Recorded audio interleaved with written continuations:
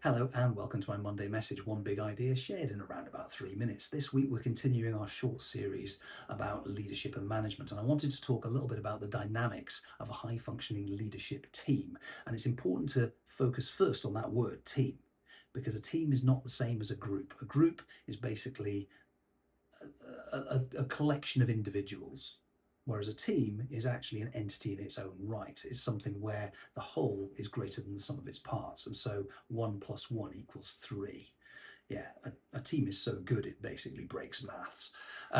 Let's use our usual 2 by 2 grid in order to illustrate what I mean. So if we say that the vertical axis is consensus during debate, whenever you're trying to deal with something, and the horizontal axis is consensus during execution.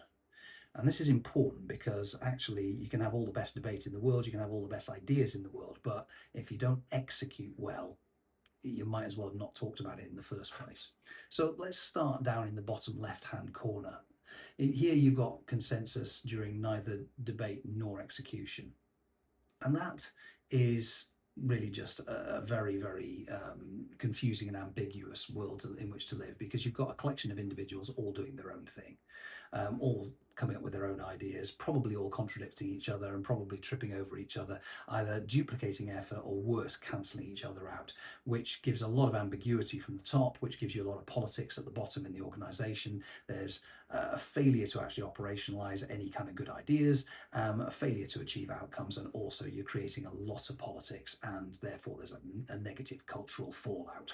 So that's not good leadership. I think it's fair to say we can definitely rule out the bottom left-hand box as being where you want to be as a team. So that is a definite no-go. So then we've got something in the top left-hand box. So this is where you've got consensus during debate, but not consensus during execution. So this is kind of what you might want to call false harmony. And false harmony is where everybody sits around the table and nods and agrees with each other and then goes off and does their own thing. Actually, the impact is just the same as in the bottom left-hand box, with the added negative that the people around the table quite clearly do not trust each other. They don't trust each other enough to be transparent, and they haven't actually developed the behaviours where they can give each other honest, transparent, compassionately candid feedback, which means that they are not functioning as a team because they don't actually talk to each other and they don't listen to each other. It's just a talking shop. So it's just as bad as the bottom left, but even worse because they're also wasting time and there's no psychological safety even amongst themselves, which is really negative. So you definitely don't want to be there. Then you've got the top right.